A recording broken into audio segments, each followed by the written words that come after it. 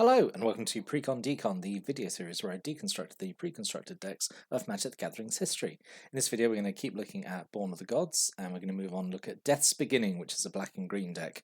I've had a little lie down after looking at the first two Born of the Gods intro decks, so maybe this one will be a lot more straightforward, a lot more succinct than an angry rant like the other two have been. So we've got the deck list here. So we've got 21 creatures, 5 instants, 5 sorceries, 3 enchantments, 26 land, mana curve off to the side there. So let's start looking at the deck, which I say is hopefully a bit more straightforward and less controversial. So the foil face rare is Eater of Hope. So 5 and double black for a 6/4 flyer. You can pay 1 black, sacrifice another creature to regenerate it. And you can pay 2 colors of black, sacrifice 2 other creatures to destroy target creature. So a big theme of the deck, and actually this was kind of like a sub theme within black and green in Theros block anyway, was this kind of kind of like sacrifice, like graveyard matters, like kind of a very minor self-mill kind of theme to it, which is nice actually because it sort of ties it in with like Golgari that we've just had in Ravnica, and also going forward into Khan's Attack here. Also like the Sultai cards there, which care about having kind of like a stacked graveyard. So yeah, ways to either mill creatures into your graveyard or ways of just kind of sacrificing what you got out there for benefit. So Eater of Hope. Like 7 mana is quite pricey, but it is a big flyer. It's got regeneration, which is kind of okay. But the other ability I think of 2 and a black and sacrifice 2 other creatures. It doesn't require a tap, so if you did have the mana and a lot of creatures, you could just like destroy multiple creatures a turn if you wanted to. It's okay. I think obviously the best use of this is obviously just destroy creatures that can then block the Eater of Hope, because then you could just destroy a creature and then swing with 6 and hopefully close out a game that way. So yeah, I think Eater of Hope is okay. So the other rare of the deck is Night Howler. So 1 and 2 black for a 0/0 enchantment creature. Has Bestow, which means, I think we've talked about Bestow quite a bit, but it means you can either play it as a creature, or you can play it for its bestow cost as an aura. It goes on a creature, and it gives the enchanted creature basically its effect is like stapling the two together. And then if the enchanted creature dies, then the bestowed creature turns into a creature again, so it doesn't like go away and die at the same time, which is okay. So Night Howler has +X/+X, where X is the number of creature cards in all graveyards, which is good. So it's like a Mortivore effect, and also it gives that effect to anything you bestow it onto. It's got a nice low bestow cost as well, which is kind of a thing normally with bestow, that the cost is usually quite high for usually quite minor effects. This is pretty good though.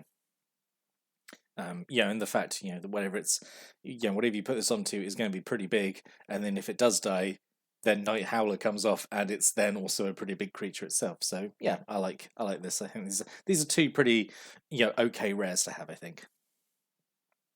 So then we have 2 Nemesis of Mortals, 4 and double green for a 5/5. Costs 1 less to cast for every creature card in your graveyard. So this ties to kind of like the theme of the deck, which is getting stuff into your graveyard. And you can pay 7 double green Monstrosity 5, which means you put 5+1/+1 counters on it. It becomes monstrous, which means you can't then do it again. But the ability costs 1 less to activate for every creature card in your graveyard. So again, ties to the theme of getting stuff in your graveyard. And I mentioned it last time. It's a real shame that this is like the only card that kind of plays around with the altering monstrosity costs. Went on kind of a bit of a tangent about like it would have been. I just think it would have been fun, right? Like to have other cards here, which just like monstrosity whatever, but like it's 3 less for monstrosity if you gained life this turn or something, or if you drew a card, or if something died this turn. I just think it would have been. I think it's interesting design space to play with, and I think they really missed a trick by not doing that. But I think this is perfectly fine creatures. It's just a 5/5 beat stick, which you can potentially get for cheap, and it can go up to being a 10/10 for maybe not that much mana. So yeah, I think this is pretty solid to include. It's just it's very standard kind of black green, grindy mid range. It's fine. I like this. This deck I think is pretty solid. So we've got 2 Returned Centaurs, 3 and a black for a 2/4. When it ends the battlefield, a player mills 4. So yeah, you might want to do this mostly to your opponent.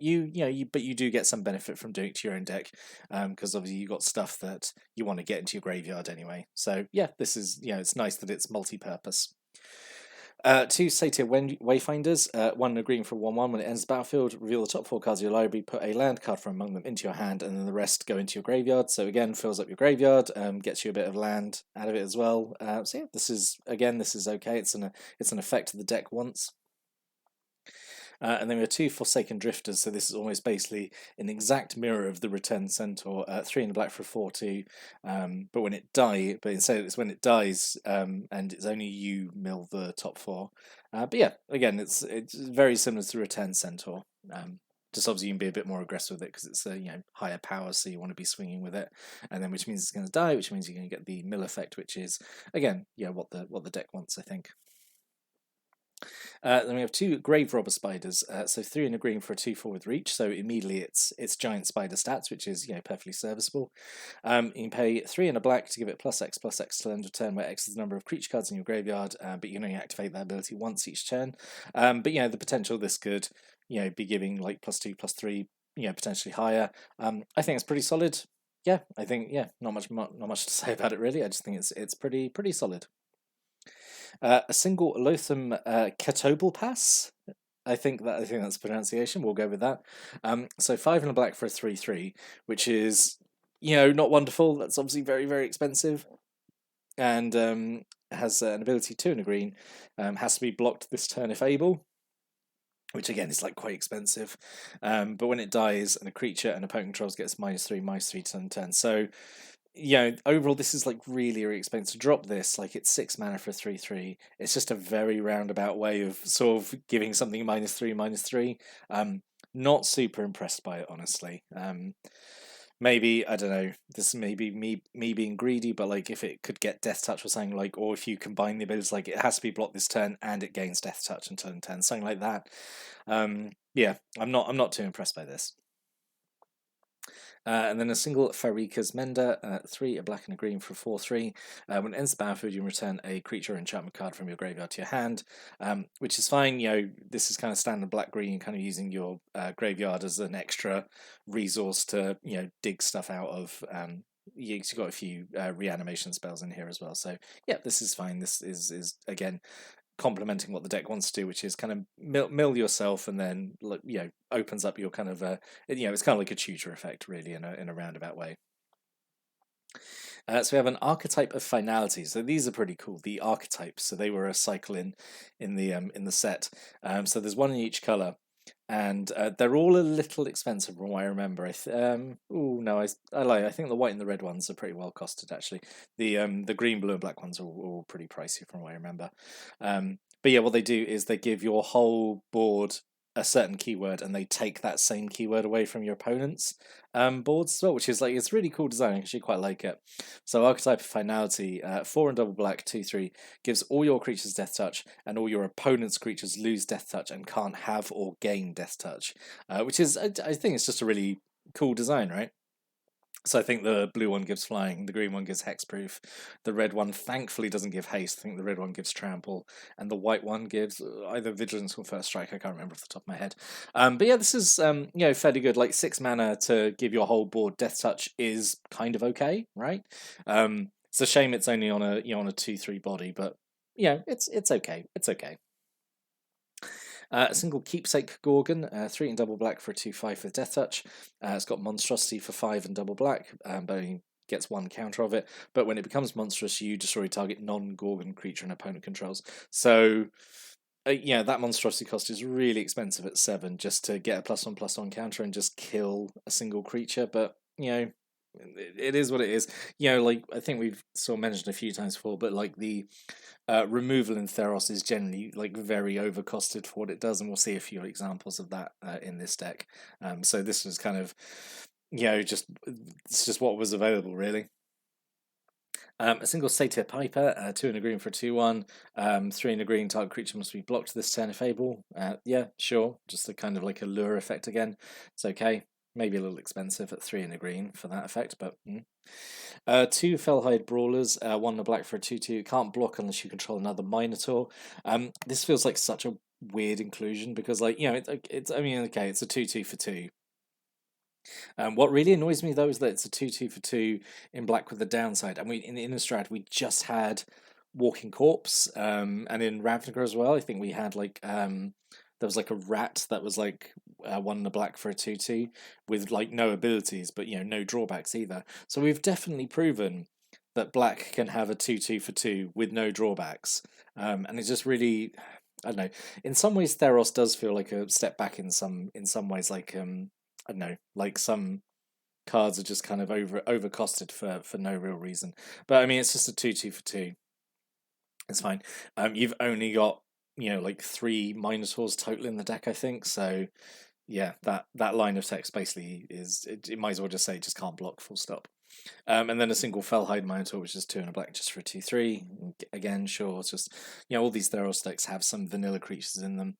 And then Ferrous Band Centaurs, 4 and a green for a 3/7. So really big, chunky defender, I suppose. But yeah, it's just expensive, isn't it? Expensive and boring.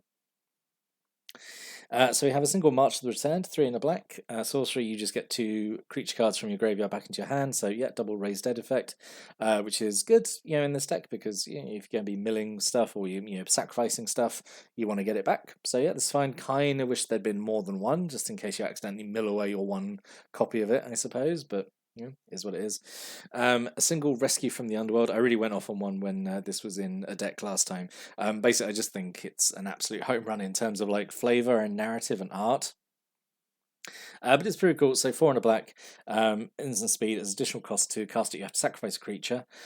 Choose target creature in your graveyard, return that card and the sacrifice card to the battlefield under your control at the beginning of your next upkeep, and then you exile Rescue from the Underworld. So you can only do it the once. But yeah, it's really cool. It's essentially instant speed reanimation, but you got to say jump through a few hoops to do it, because you can do this at the end of the opponent's turn, and then you've got the creature ready on your next turn, ready to go. So yeah, I think this is okay. 2 Commune with the Gods, 1 in a green. Reveal top 5 cards of your library. You can put a creature or enchantment card from amongst them into your hand, then put the rest in your graveyard. So again, helps you like dig for an enchantment or a creature and then mill the rest. So that's okay. Mostly going to be creatures, because I don't think you really have a big selection of enchantments in the deck, honestly, or ones that are kind of worth getting, honestly. Maybe the Archetype Finality, but that's also a creature anyway. We got a single Cutthroat Maneuver, 3 in a black. Up to 2 target creatures each get +1/+1 and gain lifelink until end turn. So this is the black like teamwork buff spell, because all the colours had one of these. I do think this is probably the worst one, just because it's like it's the most expensive of the 5, and the buff is like it's okay, like +1/+1 and lifelink is okay, but I don't know if it's worth 4 mana to give that to 2 creatures. I suppose you could make the argument because it's in black, which doesn't do combat tricks that well, maybe. But not saying it's a bad card. It's just it's not as good as the other 4 in the cycle, in my opinion. 2 Asphyxiate, 1 and double black, destroy target untapped creature. So this is the opposite of Assassinate, which is exactly this card, except only gets tapped creatures. So this gets untapped creatures. Sure, at least it's like decently costed at 3, I suppose, but it's still sorcery speed. It's still conditional. So removal in Theros block is very is very sad, honestly. And then we've got 2 Weight of the Underworld on the subject of sad removal. So 3 in a black, aura goes on a creature, just gives a creature -3/-2. It's so expensive for this effect. Again, it's probably not fair to keep comparing these like to previous cards, but like if you look at, I don't know, say in Innistrad, you had Dead Weight, which is 1 black mana for -2/-2, or in Ravnica we had Stab Wound, which was 3 mana, which gives -2/-2, and also a constant life drain effect. So for this to be 4 mana and they were at common as well. They weren't like uncommon or rare or anything. So same rarity, and just I don't know. There was definitely, I don't know, maybe a feel of like making the removal worse so that the big creatures mattered more. Maybe that's maybe the intent, I suppose. So you could have maybe more creature focused games of, I say, big monstrous creatures or heroic creatures. Maybe, I don't know. 2 Mortals Resolve, just instant speed, 1 in a green. Type creature gets +1/+1 and gains indestructible in turn. So this is like a pretty fun little buff spell. Yeah, it's fine. Cute little combat trick. A single Raised by Wolves, so 3 in double green. Aura goes on a creature. When Raised by wolves, enters the battlefield. You create 2 wolf tokens, and the enchanted creature gets +1/+1 for every wolf you control. So this is okay because you're giving the enchanted creature +2/+2, and also you're making 2 wolves. So this is okay. This is adding sort of like a fair bit to the board. Probably like just the 2 tokens I think is pretty good, honestly. But yeah, and the sort of the power toughness boost as well, because you've got no other wolves in the deck. So like this is this is the only way they're going to get the power toughness boost. So it's okay. It's a cute little aura, I suppose. And then a single Unravel the Ether, 1 and a green. Choose target artifact or enchantment. Its owner shuffles it back into library.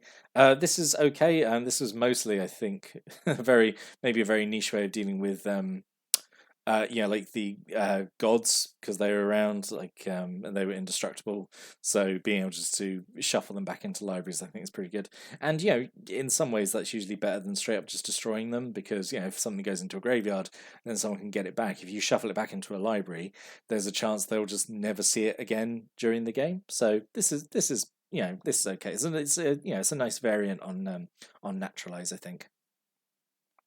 And then we have 11 forests and 15 swamps. So yeah. So what could have been?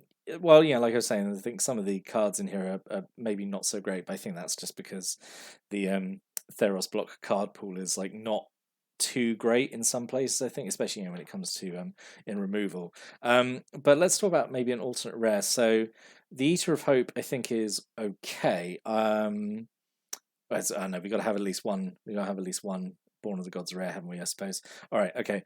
Night Howler is okay. I would have also really liked to see Reaper of the Wilds.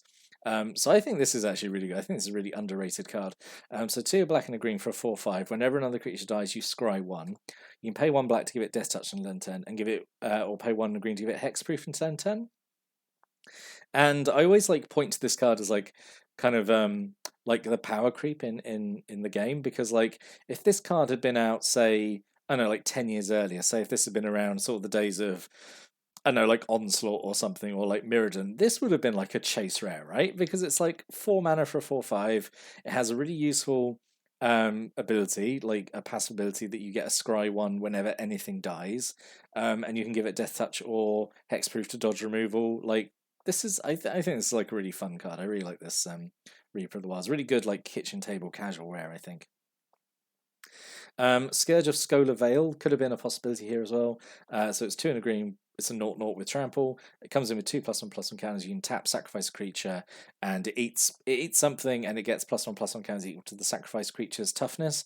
And you're playing black green. You've got quite a few creatures with big toughness, like the centaurs, like the 3/7 centaurs. You've got the accursed centaur, the 2/4 there. So it could definitely eat some of your bigger creatures and become then a big threat later in the game. So that could have been a possibility. And Drown in Sorrow, just because I think this is actually one of the better removal cards in Theros block, because it's 3 mana for a board wide -2/-2, and you get to scry 1 as well. So it's actually better than Infest. Yeah, because it's exactly the same card, but you get to scry 1 as well. So yeah, this could have been a nice inclusion here. But in summary, I think it's all right. It's fairly standard kind of black-green, grindy, mid-range sort of sacrifice. It's nothing. It's nothing too exciting. It's stuff we've seen before, but it's okay. I think it's definitely better than the last 2 I've looked at. So I think this one is. All right, but say it's not too exciting. But I'd like to hear what other people's thoughts are on this. If you have any stories or comments or opinions about this deck or any of the cards in it, stick a comment below. Always like reading those. But I will be back next time to look at another Born of the Gods intro pack. So until then, thanks for watching and listening, and have a great day.